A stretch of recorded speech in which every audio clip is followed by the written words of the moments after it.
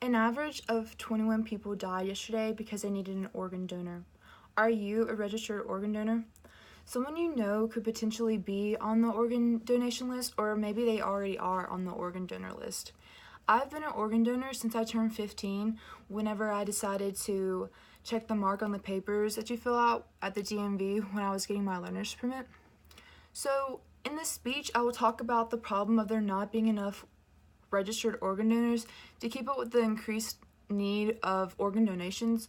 I will also speak about the solution, which is to educate people on how to register and telling them about how big of an impact they will have on the lives of those who will receive the organ donation if the time comes to it. First, I will speak about the problem of there not being enough registered organ donors, as they may not know how they actually affect those on the waiting list, and they may choose to believe the myth that some unregistered people have. So more than 124,000 men, women, and children currently in the U.S. need a life-saving organ donation, according to Nebraska Medicine. 90% of Americans say they support organ donation, but nationally, 48% of licensed drivers aren't actually registered organ donors.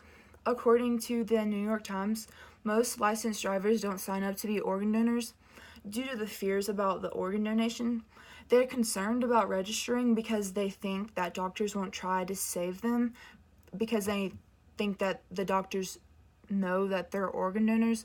But according to Donate Life's chairwoman, Sarah Jones, she tells people that doctors are going to work hard regardless of you being a registered donor, because that's what they're trained to do.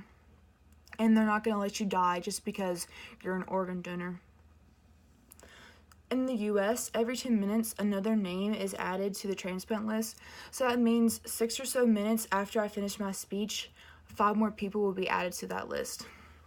This is just highlighting the need for more people to register so that finding a match for people on the list increases and less people suffer. Over 28,000 people get transplants in the U.S. every year, and an average of 28,000 people are added to that transplant list in about 214 days, according to organ donation statistics. So that means that half a year, the same amount of people getting transplants are the same amount of people being added to the list. And that's just showing the divide in just the difference between the amount of transplants that are happening and the amount of people who are actually on the list. So, while not having enough U.S. citizens registered as organ donors is a problem, there's also a solution, and that is to educate people on how to register and telling them about all the lives that they can save by actually registering. So, donating organs isn't just about saving the next person's life, it's about giving them the gift of life by enabling them to have another chance, especially when they're in their time of need. Organ donation is an opportunity to help others. People who are on the organ list typically have end-stage organ disease that significantly affects their quality of life, and they may actually be on their last leg of their life. So receiving an organ is actually a life-changing event for these people, because they no longer have to go through costly routine treatments, and it's like they're getting a restart on their life, even though they just received a new organ.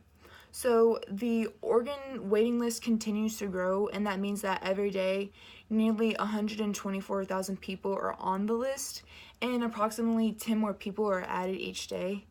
And as this list grows yearly and daily, 22 people die each day, which means 8,000 people die per year because they were on that list and they did not find their match.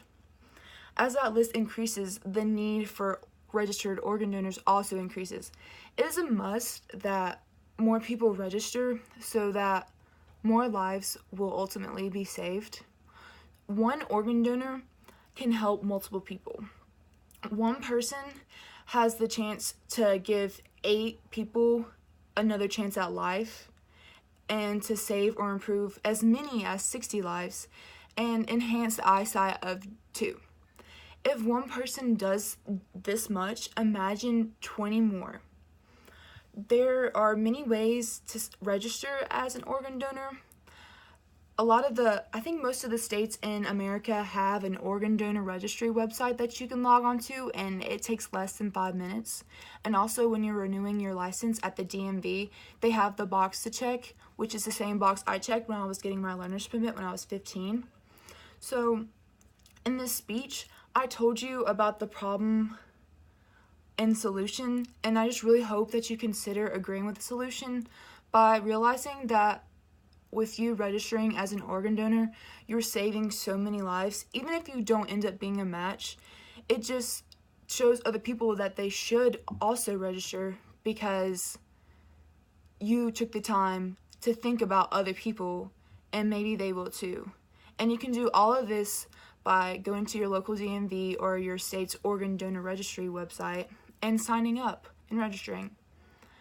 So, organ donation is so important as one person's donated organs can save up to 8 people. So I know I said this earlier, but just imagine how 50 people registering today will save lives for years to come. There's a growing waiting list of people who need organ donors, and there's also a shortage of organs to be donated. And taking the time to become a registered organ donor lessens the chances of more people dying or suffering, and those people will actually never receive an organ. You're not too old or too young to be an organ donor, and people's lives ultimately depend on it.